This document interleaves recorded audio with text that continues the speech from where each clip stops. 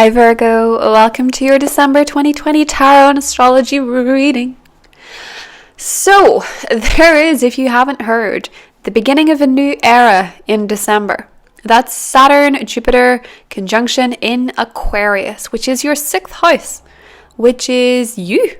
Habits, health, attention to detail. There's a big focus on work, particularly in 2021 going forward, but for now, in Sagittarius season, there's a little bit of introspection. There's a bit of healing.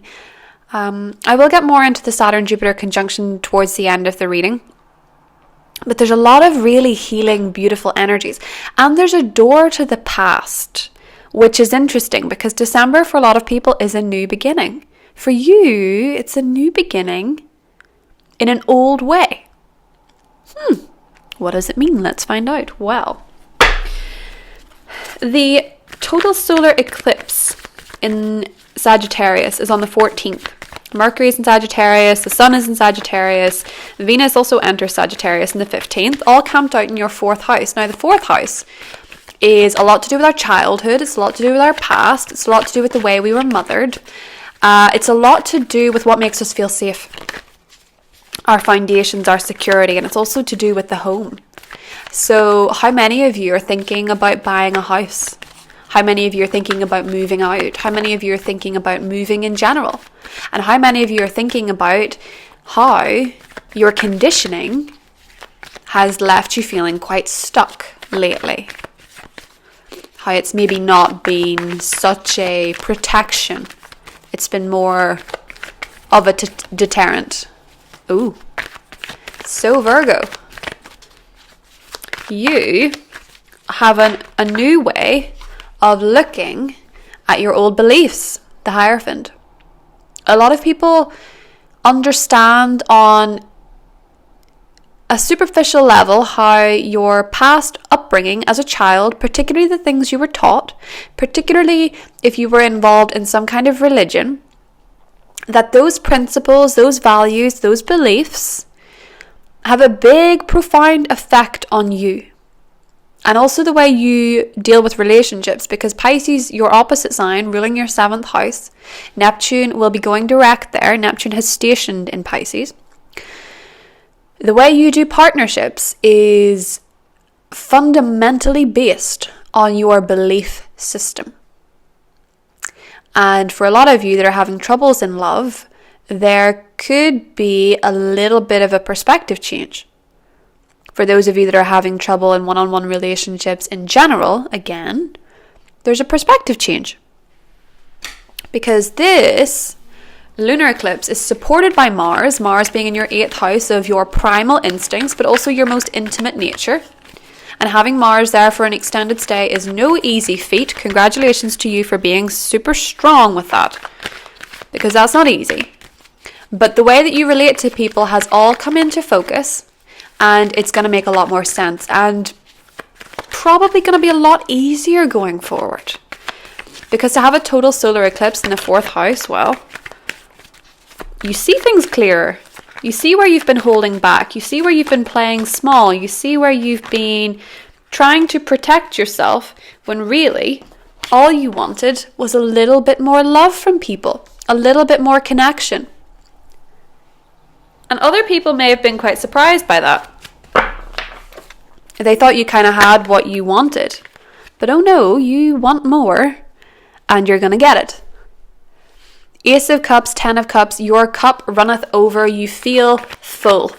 You feel emotionally satisfied.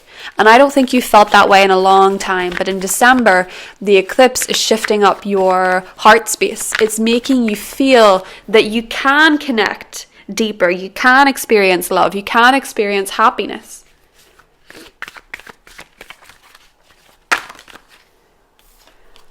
And it can be everything. The world. Yes, it's the dawning of a new era. Capricorn energy is shifting. Capricorn energy that's been sitting in your sector of the heart. Saturn leaves your 5th house. Jupiter leaves your 5th house. Pluto remains. Pluto continues to transform, but without the hard knock of Saturn. your heart starts to feel free. And you want to build healthier habits. You want to build healthier work relationships. You want to feel more emotionally connected. You want to reach out to your family. You want to reconnect with your family. You want to spend more time with people. Some of you fall in love. Some of you are getting married. Some of you are finally ready. There are a few money concerns still left over from some maybe disappointing news in October. Maybe thinking you were on the brink of something fantastic and it didn't work out that way. It's going to work out that way. Strength, 10 of Wands, the Hanged Man, the Knight of Swords, and Justice. The scales are tipping in your favor. Oh yes. Because Saturn in your 6th house will work very well with your attitude, your impeccable manners, your ability to put in a lot of effort, your ability to put in a lot of work, your ability to see things through, to pick the details, to make sure that things are correct, to make sure that things are right. Saturn likes that. Saturn really likes that. And Jupiter there, well, that's a work opportunity waiting to happen, isn't it? Jupiter in the 6th house. I have Jupiter in my 6th house natally. And one of the observations I've made, and I'm not quoting myself in this because I'm just talking about, when I don't know if any of you are into astro theme, if you look up celebrities' placements just to get ideas and learn about astrology, I think the best way to do it is through other people. So if you're interested in astrology, you can look that up. But I was looking up people that have Jupiter in the 6th because to me it just felt kind of, it's just, you can feel that way about your own chart. Unless you have Jupiter in the 10th, I think people can think, okay. And the people that I noticed that have Jupiter in the 6th, they really love what they do. And when they love what they do, they go very far. So when Jupiter is going to be in your 6th house, we can think of celebrities. And fair enough, this is a transit rather than natally, but Leonardo DiCaprio or Oprah Winfrey, there's a longevity achieved there. So for you, what I'm seeing with this is that work relationships are going to be more cordial. You're going to have more opportunities to connect with the right people. You're going to love what you do. You're going to impress people, and you're going to have your moment. Even if you've missed out on an opportunity or you feel like there was disappointment surrounding Libra season, maybe back in October, you have been patient, you've been very graceful with the lack of opportunities, or you've been graceful with the lack of awareness or the lack of clarity other people have thrown towards you. And you've really put in the work. But with the Hanging Man and the Knight of Swords, once you change your perspective, once you see that you've been conditioned a certain way, to think things had to be a certain way, to think things had to go in a certain order, to think things had to work out at certain times, once you shift your perspective, because what is Sagittarius season if not the arrows in the sky? Seeing things from the perspective of the arrows, not the ground. Seeing things from a higher place, looking for meaning in the impermanence, realizing that the missed opportunities were just a phase, leads you to no longer having to pick up those arrows, but with the Knight of Swords and Justice, to just go for gold. Things will start taking off when your perspective changes, Virgo, in a big way, in love, in family, in business. With the Hanging Man and the Knight of Swords, watch your words though. When Mercury is in Sagittarius, you speak from the past. You speak about the past a lot. And it might hurt you if people ask you why you're so nostalgic. Or it might hurt you if people tell you to get with the moment. That all hurts. And they're also wrong, because you're doing a type of growth that is so important and fundamental to who you're becoming. So if you want to talk about the past, do it. If people try and shut you down, keep going, because there's somebody that wants to work through some stuff with you. I think for a lot of you, it's a mother or an aunt or a grandmother, some gentle figure that is welcoming your nostalgia, that is willing to talk about things, that loves the way that you speak. But being shut down by one person shouldn't deter you from talking, because then you stay there. When you shut yourself down at a rejection, you stay there. You miss the compensation emotionally for that from someone else. And with the Knight of Swords and Justice, you will be off to the races in terms of getting what you deserve. Finally getting what you deserve. And that is what the Saturn-Jupiter conjunction is. We see it right here. The Hanging Man and the Knight of Swords, your perspective shifts. You are feeling more belief in yourself to get what you deserve, and to feel like having the success in your career, in your work, and also in your emotional life is part of your birthright.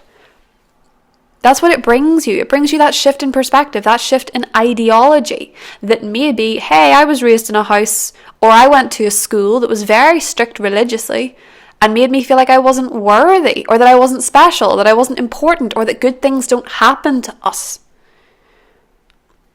Or that I should be forever humbled to a point where I don't try. Or that I strive for working hard because I'm wicked. Something like that. Any kind of ideology in your past that has made you feel, 1, hyper aware of your behavior. 2, like you want to settle. 3, like you want to sell yourself short going forward. All of that shifting. That's good. We need that. Especially if it's in romantic relationships where your virtue or your ability to connect with somebody is tainted by somebody else's mind. Somebody's stuff that wasn't yours to carry. We see an emotional rebirth, Ace of Cups, 10 of Cups. We see a connection that deepens. We see a connection that can go somewhere. We see a change in your emotional outlook that can bring you great happiness and fulfillment that can last a really long time. 10 of Cups in the world. We see you finally moving to the place you want to move to. We see you finally engaging with that person that you've liked from afar for a very long time, where it turned out they liked you back the whole time. We see you putting yourself out there, despite the fact it's not worked before, with trust that it is actually going to work.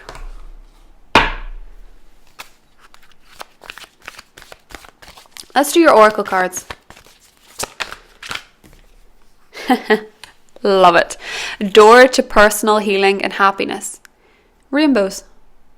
You will be followed by rainbows.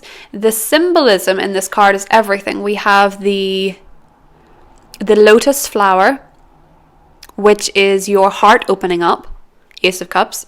We have the dove, which is making peace with your past and with yourself. And we have the peacock, which is abundance, which is seeing your own beauty and your own divinity. And we have the rainbow, which is the light after the storm.